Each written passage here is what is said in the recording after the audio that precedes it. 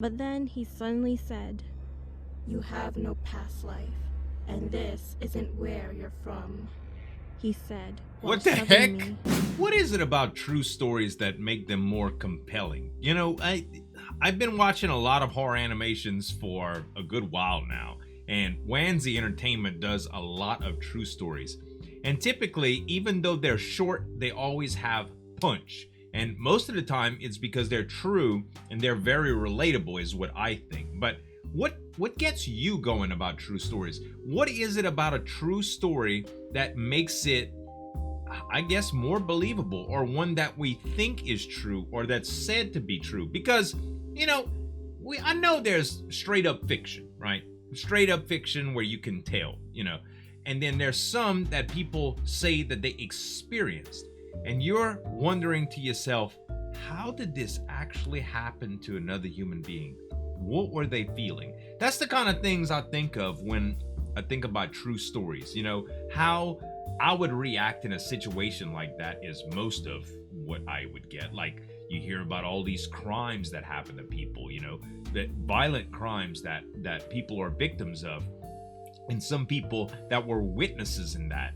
You know, it's hard to imagine being the victim of a crime like that, but what about being a witness and telling this story to other people and getting them narrated and animated more? So, but these stories, man, a lot of them are really, really crazy, and putting yourself in those shoes of a person that tells a true story that is just crazy and incredibly wild is gotta be something, man.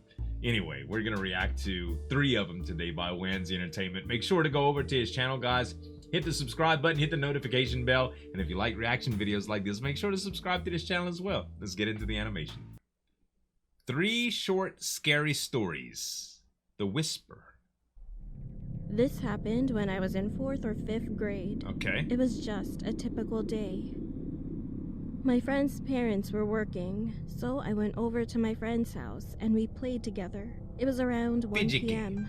Yeah. I was packing up to go to the academy when my friend suddenly grabbed my arm. The academy? School? "Can't you just stay with me until my parents come home?" However, I was sure that my mom would scold me if I missed the academy, so I told my friend I'd stop by again afterwards and then left. I was on my way back to my friend's house around 4 p.m., but when I reached his house, there were policemen next to it. I could see some officers and other people around the area. It turned out that there was a married couple living there, and the wife committed suicide while her husband was on his way to work. Oh my God. After that, while I was walking home with my friend so that we could play at my house, I suddenly got scared. So I asked, "Why did you tell me not to go to the academy earlier?" Then my friend said that he heard a woman's voice through the wall while we were playing at his house earlier. And this is what my friend told me. The woman said, "I wanna die, I wanna die, I wanna die, I wanna die, I wanna die." Goosebumps the size of freaking mountains right now. God! If she wouldn't be in the noose right now and I would have just heard that, it would still be creepy, but seeing the, oh my God. Oh. She's saying, "I want to die, I want to die, I want to die." What the heck, bruh? The story about my past life experience. For some time, I used to try to experience a past life, but I'd always fall asleep whenever I tried to. Okay. One day, I tried to experience my past life. As soon as I woke up in the morning, I fell asleep again. I usually either don't dream or remember my dream after waking up. Okay. But this time, my dream was so vivid. In my dream, I was walking up the stairs, and there were tons of flowers and grass on both sides. All right. So I kept walking up the stairs, and I was excited. But then a man came down the stairs. He was handsome, but aside from his looks, I felt a little scared of him. He has black eyes. Black eyes are what the demons have in those scary shows and stuff. Like when you watch Supernatural and somebody is evil or possessed by a spirit, they have black eyes.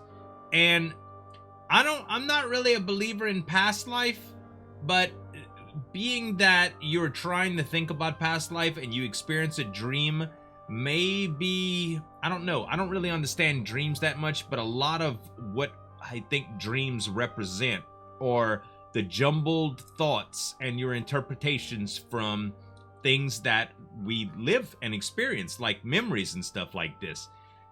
And weird things like this can pop up in them sometimes. I never remember faces from dreams. I don't know why. But a face like that would be hard to forget. I could see that all of his clothes were black and dull. The man walked towards me, so I tried to pass him with my eyes looking down. Okay. But then he suddenly said, "You have no past life, and this isn't where you're from," he said. What the heck? Me. I woke up at that moment, but I still vividly remember the feeling of him pushing me. Falling dreams are the worst. So if you ever have a fallen dream in front of somebody, you look ridiculous because you're just like, you know what I mean? You come straight out of the dream panicking, and people are just like, "You all right over there, bro?" You're like, yeah, this is a stupid fallen dream.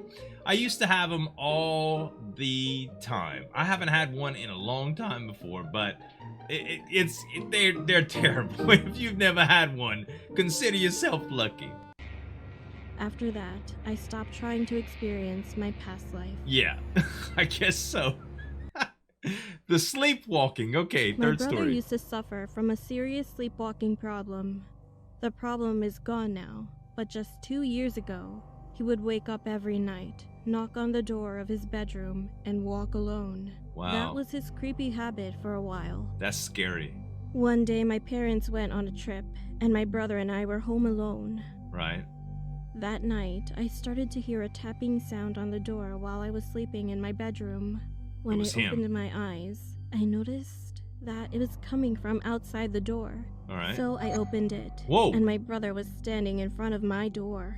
T, wake up. He was looking down at me without blinking an eye. Wake up, bro. And all of a sudden, he smiled. His skin looked so pale because he was sick at the time. It was horrifying. Oh my I ran God. to my bedside to call my mom, but my brother came into the bedroom, started to slowly turn around in circles, but suddenly stopped. Then he started whispering into the air. "Don't do it. I'm sorry. Sorry. Don't. You must be I'm dreaming sorry. too. I'm sorry. I'm sorry. I'm sorry." I was so scared of him that I started to cry. Man. Murmuring for about 10 minutes, he suddenly said, "Shut up, you little brat."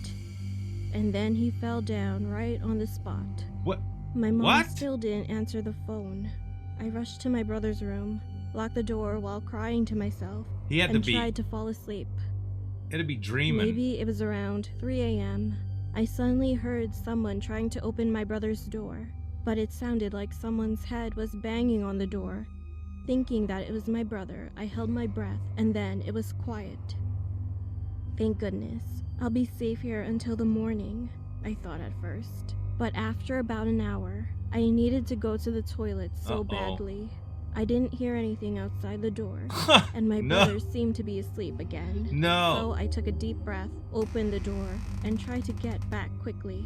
So, I know you're young at this point, but if you're truly scared and somebody is trying to get you, whether it's your brother or not, I mean, there comes a time in your life where you just need to, I don't know, man.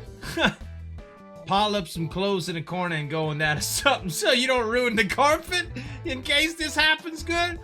I really don't know what you do at that point. If you're really scared, I mean, it doesn't matter where you go. And honestly, if it's your brother causing all this harm and he's sleepwalking, I'd piss on his bed, y'all. I'd piss on it. You shouldn't have been walking around the house trying to scare people with your sleepy dumb ass.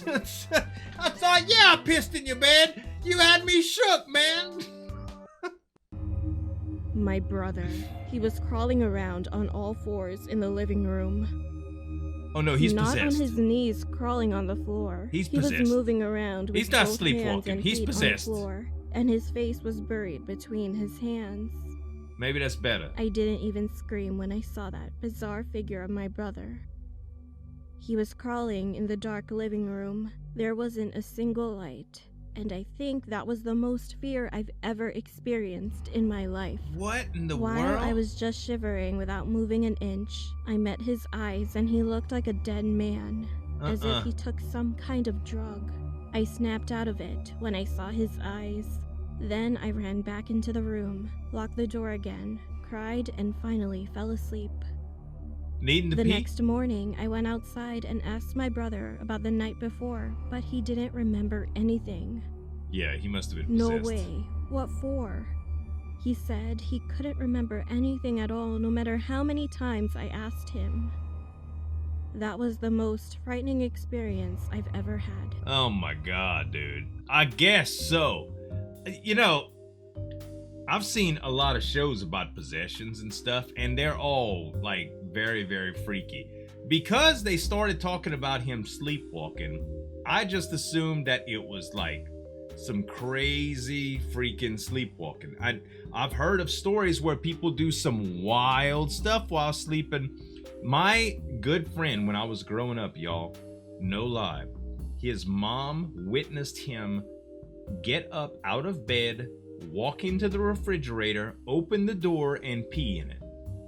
In the middle of the night, my boy just opened the refrigerator door and started peeing in the refrigerator. Like he was on the toilet, like he was at the toilet or something, completely sleeping the whole time.